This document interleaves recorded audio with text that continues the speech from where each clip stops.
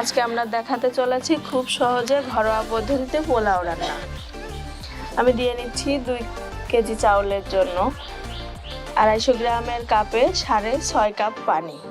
এর মধ্যে 5টা তেজপাতা, 1 চামচ আদা, 1 চামচ রসুন বাটা, 1.5 চা চামচ লবণ, 4 থেকে 5টা লবঙ্গ, দারচিনি, 1 চামচ চিনি, হাফ কাপ তেল। পানিটা ফুটে আসা পর্যন্ত আমরা অপেক্ষা করব। ফুটে আসার পরে 7 থেকে 8টা কাঁচামরিচ দিয়ে দিব। এর মধ্যে চাউলটা দিয়ে দিব। ভালো মতো দমে রেখে ফোটা অবধি অপেক্ষা করব। যখন এর মধ্যে জালটা মিডিয়াম থাকবে, জালটা মিডিয়াম রেখে কিছুক্ষণ দমে রাখতে হবে। দমে রাখার পর চালটা ভালো মতো সেদ্ধ হয়ে যাবে বা ফুটে যাবে। নামানোর আগে আমরা 1.5 চা চামচ ঘি দিয়ে ভালো মতো নেড়ে চেড়ে নামিয়ে নেব। এরপরেই পরিবেশন করবেন।